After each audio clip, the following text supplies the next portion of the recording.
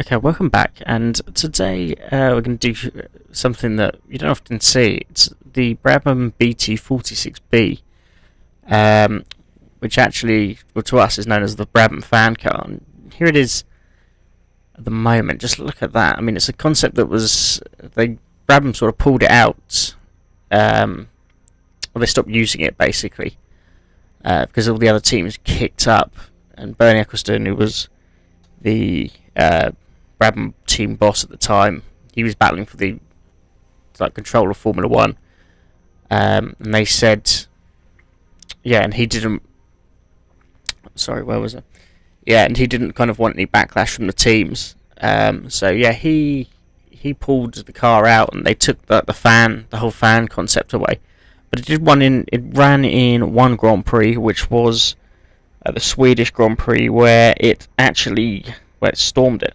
Basically, it was in the 1978 season, which ultimately was won by Mario Andretti and Lotus. But what a car this is! I mean, you just look at it there. I mean, the fan as well. It's incredible. It runs an Alfa Romeo flat 12. It's got 520 horsepower, I think, for the time, which was an awful lot. And yeah, what else? Just trying to find more. Yeah, the flat 12 Alfa Romeo as well. So I'm just going to drive it. We're going to do some hot laps around Austria at Spielberg. Here's some of the settings for it.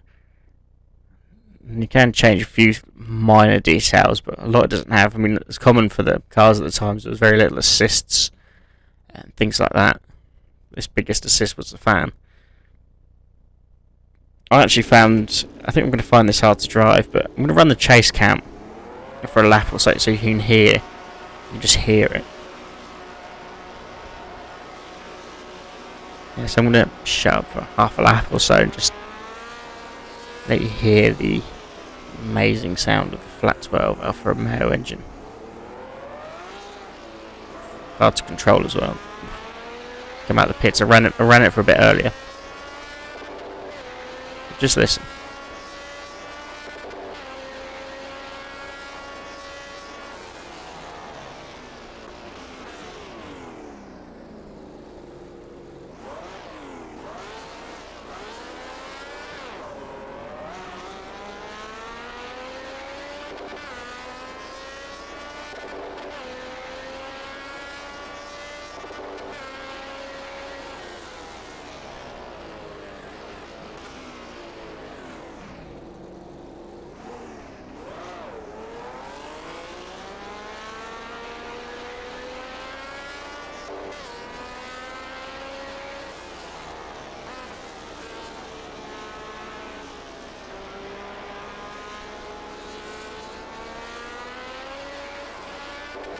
Okay, yeah, so I'm going to come back in now.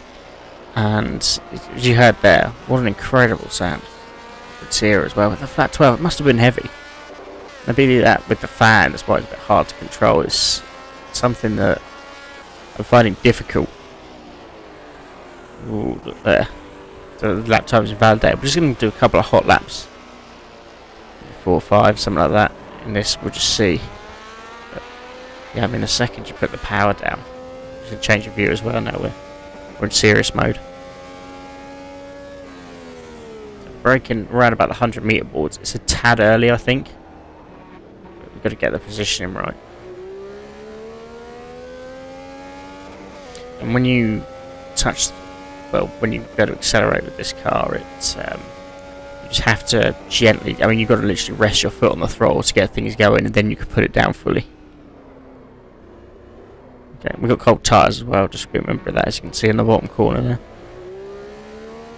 While you're in the bottom corner, if you just want to hit the subscribe button. There's any more on the channel coming up. These vintage cars, going to do some iRacing stuff as well. And those of you that followed for Flight Simulator as well, yeah, if you followed for Flight Sim, I will be getting back to that. So don't go anywhere.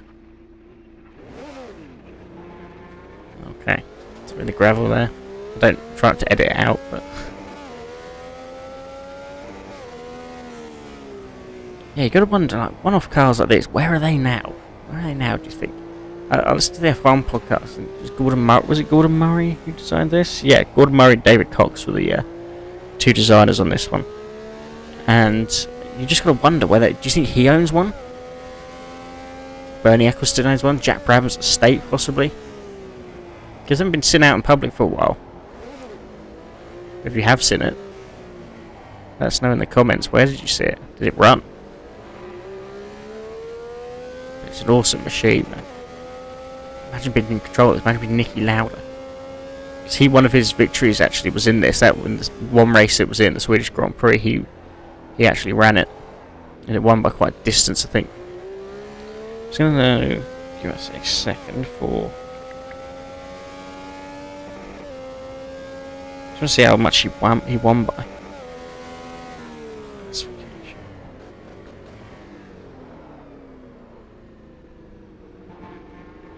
Right, he won it by 34 seconds. That's a hell of a victory. That's a hell of a margin, sorry.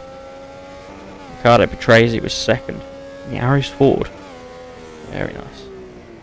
What an era that was, though.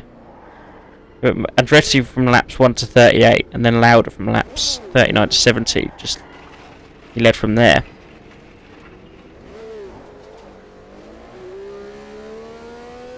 Wow, very interesting stuff. Different era in Formula 1 then altogether. And around a track like Spielberg as well.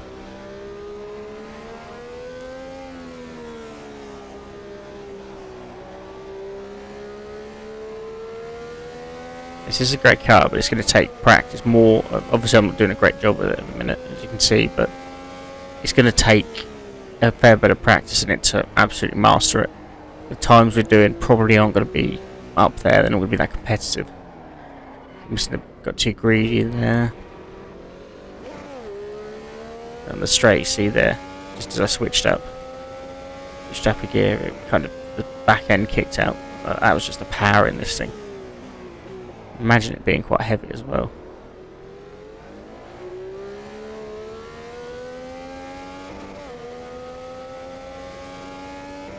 I'm not talking as much, just want to kind of let you listen to it a bit.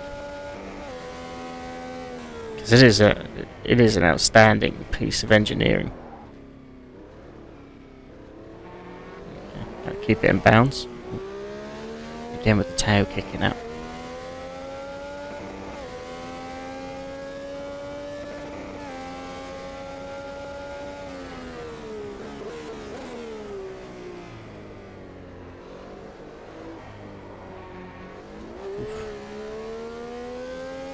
So many great cars in Automobilista 2 actually to kind of explore.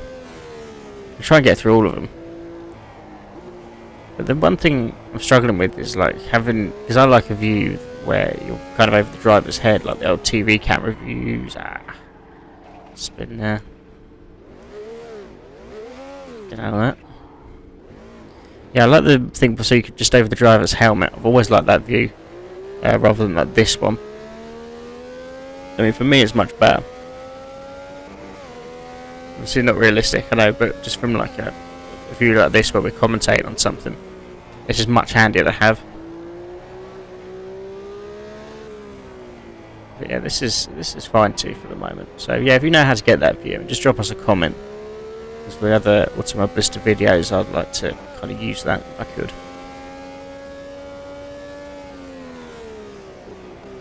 And as you notice, no racing line as well. I've driven to a lot of these F1 circuits enough times to kind of know the lines.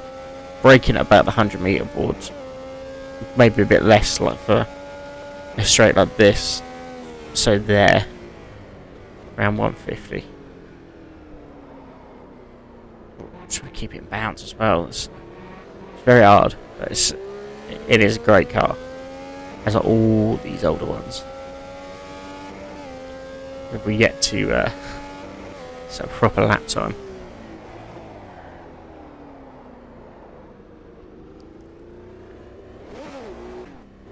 But yeah, sorry, I crashed there. So there's one time I did edit, decided to edit it out. Yeah, I'm gonna give it a proper go. Just hopefully on this last one, really, I'll try and concentrate and hopefully put serious competitive time.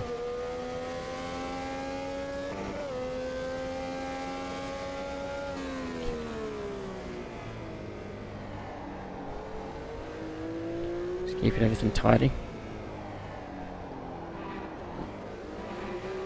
See there? No sort of penalty or anything, so... Okay, here we go.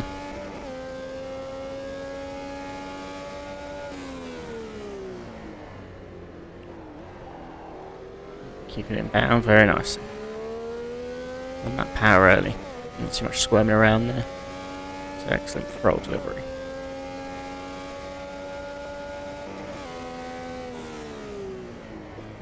Get the braking just right. Yes, kept it on. Not bad.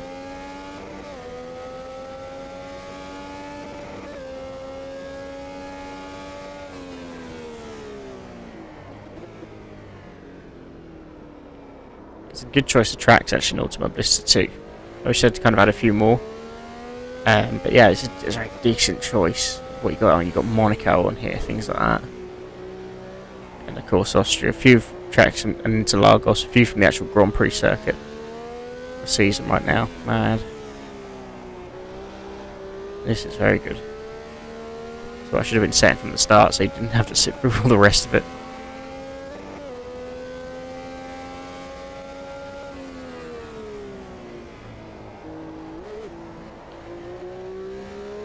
So yeah, can we keep this tidy?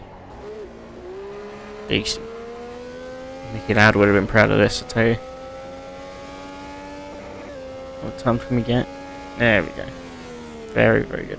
Okay, well I hope you've learned a lot. Thanks so much for watching. Please remember to like, comment and subscribe.